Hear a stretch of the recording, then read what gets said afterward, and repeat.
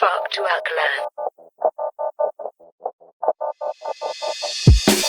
Eu tenho a impressão de que a cinefilia mundial passa por 3 estágios. O primeiro é em que a gente conhece uma primeira camada de filmes que são diferentes de tudo que a gente conhecia até então, mas ainda são filmes muito populares. Se você for mais ou menos da minha geração, esses filmes correspondem aos cineastas norte-americanos que surgiram nos anos 90, como David Fincher, Christopher Nolan e, é claro, Quentin Tarantino. Sempre te falei que o Tarantino é um dos maiores, né?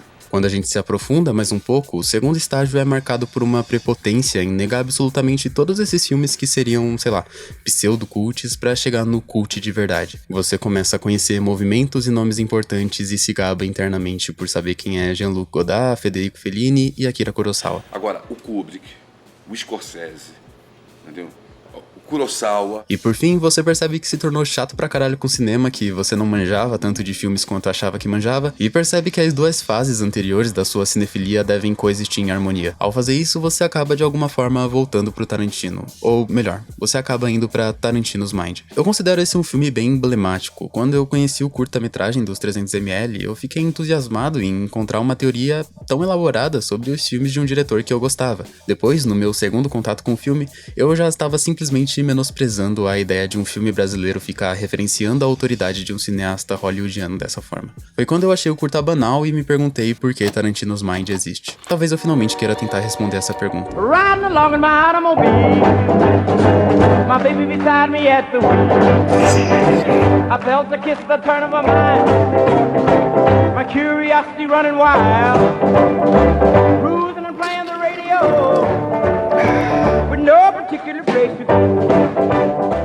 O Tarantino é um símbolo perfeito das fases da cinefilia que eu falei aqui no início. Se cultuou um mito inspirador ao redor de um jovem funcionário de locadora que se tornou um grande cineasta porque assistia milhares de filmes diferentes.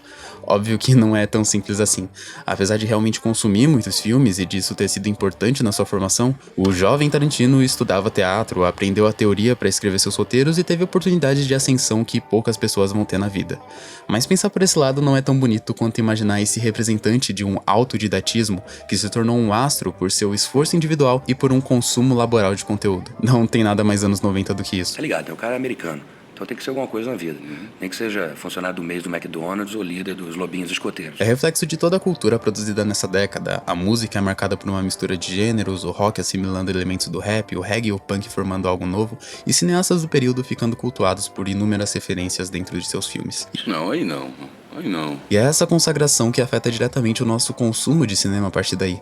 Essa onda é causada e vem em sincronia com a consolidação de várias formas de comunicação em massa, de um ensaio de um mundo globalizado, do presságio da internet, que juntos criam esse fetiche tarantinesco, marcado por algo metafílmico e ultragráfico, que representa perfeitamente uma geração hiperativa e torna vídeos sobre as referências do diretor, seja no formato que for, tão populares por aí. Decifrei o código que o Tarantino criou. De certa forma, entender as referências que o Tarantino coloca nos seus filmes prova que a gente entende de cinema, agradando quem tá na segunda ou terceira hipotética fase da cinefilia, e mesmo quem não entende nada das homenagens e referências dos planos e tudo mais, aprecia o filme por ser descolado e tal, e portanto caracteriza qualquer cinéfilo da, entre aspas, primeira fase, que tá descobrindo que o cinema pode quebrar algumas regras. Ou seja, a representação icônica do Tarantino faz com que falar dele automaticamente seja falar de tudo que o cinema representa até então, seja na construção ou desconstrução da arte. A gente quer entender seus filmes pra entender cinema, e por isso, a gente quer entender a mente do Tarantino. No particular place to go.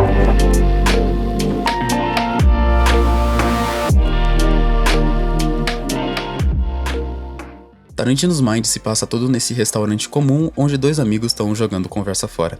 A premissa é propriamente metalinguística, já que essa cena tem o mesmo tom da famosa abertura de Cães de Aluguel, o primeiro longa dirigido pelo Quentin Tarantino. Você sabe que o Tarantino só não dirigiu 2 filmes que o roteiro era dele, né? Amor, Queima-Roupa e Assassinos por Natureza. Por quê? Não, porque o cara não era ninguém, pô.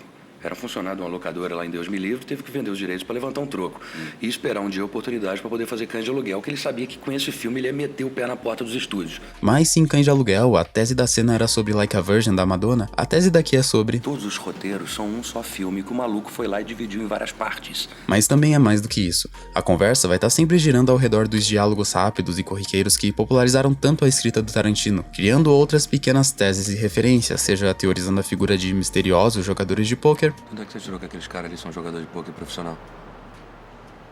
Você não assiste ESPN, não? Que quando a gente menos espera, vão de batatas fritas à religião em um segundo. Comer batatinha? Não quero batatinha. Uma batatinha, pega um óleo aí. Eu sou adventista, não como batatinha sexta-feira. O que talvez se aproxime do contexto cultural efervescente de um Pulp Fiction da vida, que nada mais é do que essa mistura enorme de referências, não muito diferente da batatinhas, french fries e adventismo. Engraçado, né?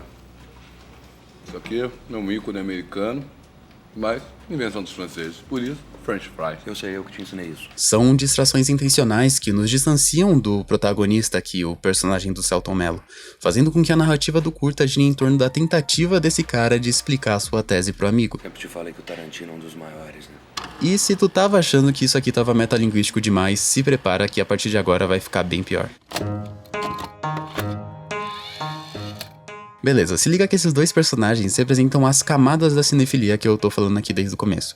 Essa minha tese de fases da cinefilia é igual à tese de Tarantino's Mind. Ela não existe de verdade, mas aqui ela vai fazer sentido. Tá de sacanagem, mesmo? Tô não, cara. Não sério. O personagem do Seu Jorge tem a visão mais vanguardista de uma segunda fase, que não gera apenas o conflito necessário pra cena, mas também alimenta a representação do personagem do Selton Mello como esse cara da terceira fase da cinefilia, que concorda sobre a genialidade dessas lendas do cinema, mas também enxerga o Tarantino como esse ícone cultural. Meu irmão, não vou botar esses caras na roda, que esses caras são mestre faixa vermelha, porra. Esses caras são oitavo dan, esses caras são samurais, cara. Porra, quando eu falo dos maiores, tô falando da nova geração, meu amigo. Pra explicar isso, ele tem literalmente uma gravação em que ele explica a ligação entre os filmes do Tarantino, uma fita em que ele desenvolve detalhadamente a sua tese pra outras pessoas. Essa fita aqui é minha tese sobre o cara. Isso tá te lembrando alguma coisa? Intelectuais, filósofos. Depois também, aqui, a gente tá protegido, né? Protegido do quê, cara? O que você tá falando? Bom, é literalmente o que eu tô fazendo agora. E é basicamente o que todo vídeo ensaio sobre cinema faz. Pois é, eu falei que ia ficar terrivelmente metalinguístico, mas o processo é esse. A estética de Tarantino's Mind se apega a uma tese e linguagem que referencia as produções do seu objeto de estudo, o Tarantino. E para isso, o filme usa recursos ensaísticos de explicação que se assemelha muito a um método de discussão cinematográfica que ficaria popular uns anos depois desse filme. Peraí, é código ou tese?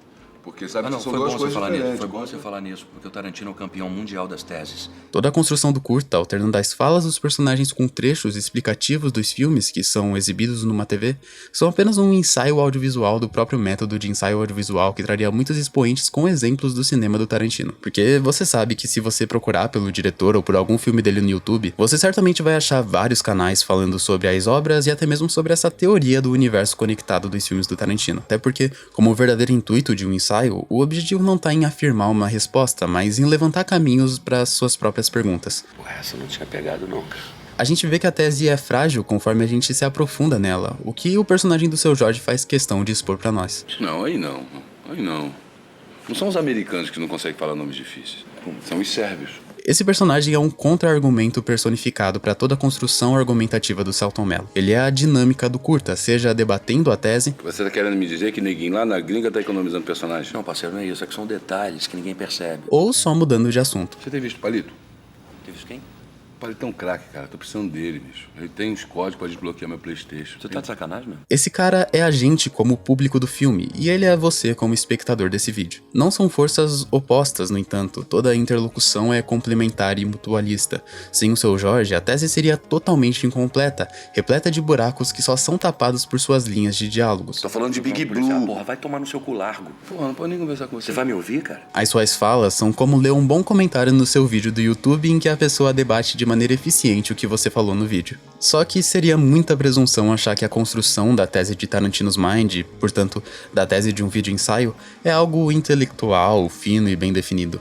A roupagem de quem faz um vídeo com essa linguagem formal e referências acadêmicas nunca vai conseguir sobressair a fugacidade de um conteúdo posto na internet e em uma plataforma algorítmica como o YouTube. Mesmo a áurea intelectual não oculta a verdadeira demanda de engajamento e de conteúdo acessível. É como esses dois caras, bem vestidos, num bom restaurante, mas falando sobre Tarantino, batata frita e Play 2. E o Jack Brown? Não, Jack Brown tá fora dessa tese, que ele só adaptou uma história que já existia. Eu me amarro no Leonardo. Colocados num traje tão frágil de autoafirmação virtual que um simples comentário final, rebatendo tudo que foi dito e de forma tão bem elaborada, faz a discussão acabar. O Federer é a versão tenista do Tarantino.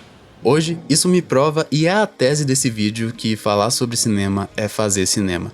O que faz com que Tarantino's Mind exista pelo mesmo motivo que esse vídeo existe. Agora é só esperar que alguém me diga quem é o Federer disso aqui. E aí, o que você achou? We gonna rule the world, don't you know, don't you know? We are gonna rule the world, don't you know, don't you know? We gonna put it together. We're gonna put it together. Muito obrigado por ver esse vídeo até o final, eu espero que você tenha gostado. Se sim, deixa um gostei, compartilha o vídeo com alguém que curte essas teorias e se inscreve no canal e ativa as notificações se você ainda não fez isso. Você pode assistir Tarantino's Mind com uma boa qualidade no Porta Curtas e seguir o canal nas redes sociais para saber quando tem vídeo novo e tudo mais. O link para tudo isso vai ficar aí no comentário fixado. Mas é isso, eu novamente agradeço pela sua atenção e até mais.